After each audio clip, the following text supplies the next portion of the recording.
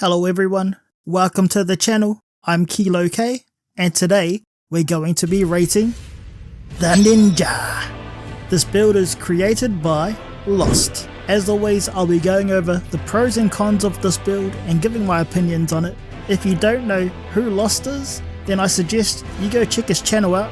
That should come up on the screen right here. This content creator specializes in creating Elden Ring PvP invasion builds. So if that sounds like your thing, then go drop by his channel and drop him a sub, or just stop by and watch some of his content. I'm sure he would appreciate that. Also, if interested, you can purchase ruins, weapons, talismans and armor at aoa.com, and while you're there, use code KeylowK to get 3% off any purchase. Anyway, if you don't know how I rate the builds I make content on, then it will be in the description section of this video. Also, I don't mean any ill intent or harm to these creators. I thought this was a fun idea to bring to life. Anyways, let's get it!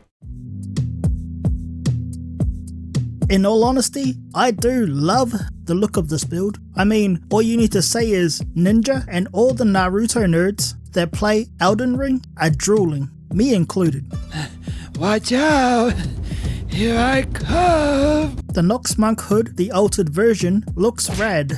It gives this build that old school ninja vibe, instead of this edgelord stuff you see today, which I'm not mad about. The rest is the Preceptor's armor set. The chest piece is the altered version, and I personally think that everything combined gives this a sound ninja look for this build. The weapons on this build are the Hand of Millennia plus 10, and you get this weapon after defeating Millennia. You get her remembrance, then you take the remembrance to Enya at the round table hold and exchange it for Millennia's weapon.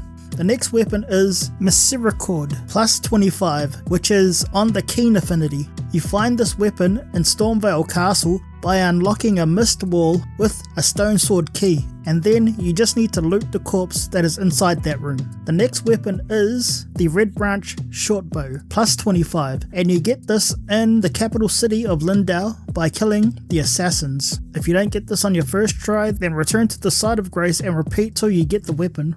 And the last weapon is the Astrologer's Staff plus 25, which you can get by purchasing from the nomadic merchant in Lerny of the Lakes for 800 runes. With that being said, I am going to give this a 8 out of 10 for drip. Anyways, on to the next one. Let's get it! The starting class for this build is the Vagabond. This is also a dexterity build. The Ashes of War is the Hand of Millennia and Assassin's Gambit. The talismans for this build are the Blue Dancer Charm, Furrowed Fingers, Trick Mirror, Rotten Winged Sword Insignia, and the Shard of Alexander. The spells on this build are Unseen Form. There are no seal, no incantations or physic for this build. The level for this build comes to 168, and all the stats will show up on screen right here. Anyway, that's enough for this part. Let's get into the content. Okay, for this, I want to be ninja. I wanted to test Unseen Form. So I tested it out on the very first enemies because I knew there was a lot of them. I wanted to see how well this would do. We do Unseen Form again, then I do Assassin's Gambit. I wanted to see if I could get a backstab on this guy in particular. I do Unseen Form again. Assassin's Gambit. This I wanted to see if the omens could see me. Ninja. Really, I just wanted to test it out. I wanted to see if I can combine them two with the Ash of War. Look at that, that damage is so good. I also came up with an idea. I wanted to see if I could trick the enemy by using this as a defensive or evasive maneuver. We're using Unseen Form, Assassin's Gambit, and see, now he can't see me as a defensive and a evasive maneuver as well. I thought that was something to mention. I wanted to use everything in combination with this fight just to see if this would actually work on a bigger enemy. So we'll try this out. This time I use a sleep pot, and he's actually drifting off to sleep, which worked, but it seems like he's a little immune to it. And then I get put on my ass. So that's good to know. And this part here, I just really wanted to see if I could use the same maneuver as I did on the Omen. So I'm just trying to get out of the way, trying not to get hit, which my noob ass got hit. So I decided to do this, and look at this, it actually works. The only reason why it didn't work there is because the spell came undone. This was just to show how good this build can be in PvE. As you can see here, we're facing the old Godskin duo. We all know that the Godskin's are very weak to sleep.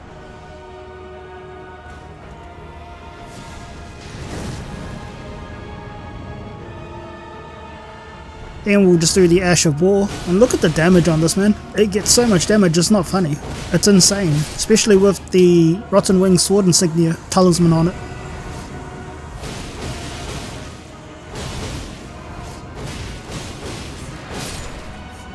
So that's one gone. Now we're just waiting for the next one, which I will fast forward this bit. Mr. Sleep Pot. There you go. And Ash of War.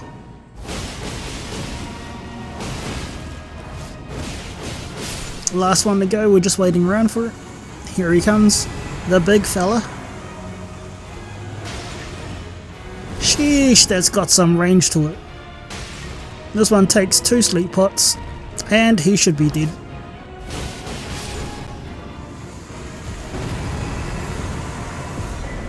First of all, the biggest advantage this build has in PvE is the fact that you can make yourself nearly invisible to most enemies. If you combine Unseen Form with Assassin's Gambit and Sleep Pots, this can become a deadly combination. You can use Backstab or Waterfowl Dance, and if you get all the hits in on Waterfowl Dance, you can get up to 6k damage and more. Your R1, R2 and Jump R2 do decent damage and will be your go-to attacks, apart from the Ash of War. The range on the weapon is pretty damn good as well. It's enough to keep enemies at bay without having to come in too close. Also, the moveset is really good as well, as it is a katana moveset. The FP consumption for Assassin's Gambit is good, coming in at 5 FP, but the Unseen Form could be a little costly at 20 FP per use. Now for the cons. The poise on this build is 20, so you can easily be staggered or knocked down by an enemy's attack. Although the 60 in vigor does compensate for some of that. Using the Waterfowl Dance also takes up a lot of stamina. Some enemies can tank your AOW, which in turn they can attack you and interrupt the AOW, which stops you in your tracks. So with that being said, I'm going to give this build a 7 out of 10 for PvE. It's definitely a good build. I wasn't too sure whether to put it up higher, that's all. I believe this is an appropriate rating for this build. Anyways, on to the next one. Let's get it. This build is made with PvP invasions in mind. So when saying that, let's get into the content. As always, we emote. Well, most of the times we emote. I mean, there's not really much to show for this build for Colosseum's PvP, because if you use like Unseen Form or Assassin's Gambit, he's trying to thing me. They really don't do much in this environment, so you can't really be sneaky or anything like that. But we still got some clips of some PvP Colosseums to show that this build can be viable still for it. Considering that you have the Hand of Millennia that still is viable in this environment, it won't bring out the full potential of this build. Running R2 is a very good move for this build in Colosseum's PvP. Also the bow is pretty good, more so to keep players on their toes, so you're just keeping them guessing.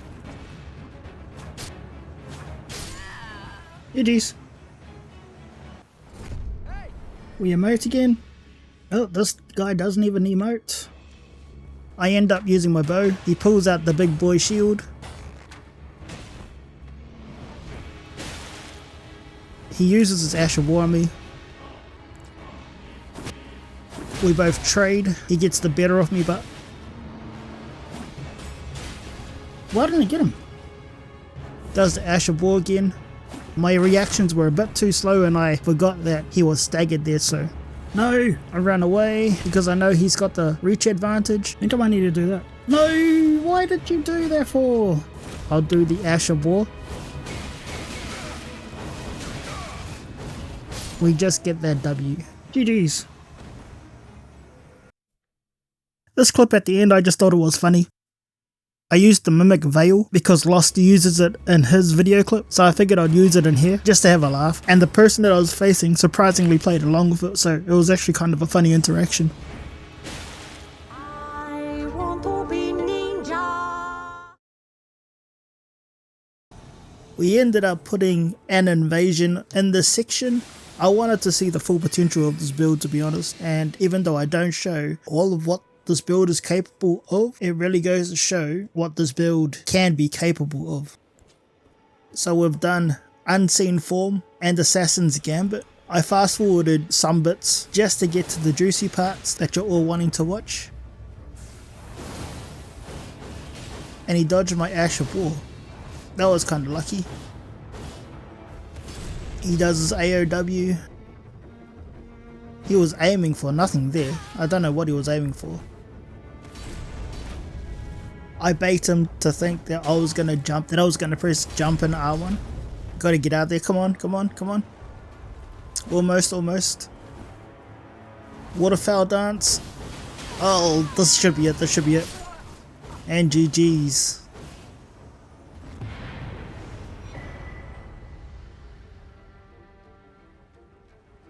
R1, R2, running R1, running R2, and jump R2 will be your standard go-to attacks for this build. The moveset for the weapon is good as it's a katana moveset. The Waterfowl dance puts out massive damage if it all connects, but in saying that, it is a high risk, high reward attack. This does have low poise as mentioned in PvE outro.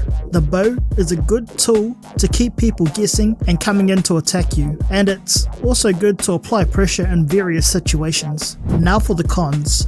Unseen Form and Assassin's Gambit with Mimic Veil don't work in PvP Coliseum, so you're only left with a few tools to use. The Waterfowl dance has a slow startup animation. It also has an opening at the end of the 3-string combo, where if you block the attack, you just use a counter attack and it should hit. That's something that one of my friends mentioned. If you spam the bow, it can take up a lot of stam. The Waterfowl dance takes up a lot of stam as well.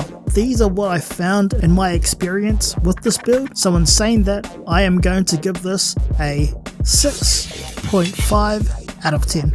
Anyways, onto the outro. So let's move on to the final score for this build so you can make up your mind if you want to try it out for yourself. For Drip, I gave this an 8 out of 10. For PvE, I gave this a 7 out of 10. And for PvP, I gave this a 6.5 out of 10. Giving this an overall score of 21.5 out of 30.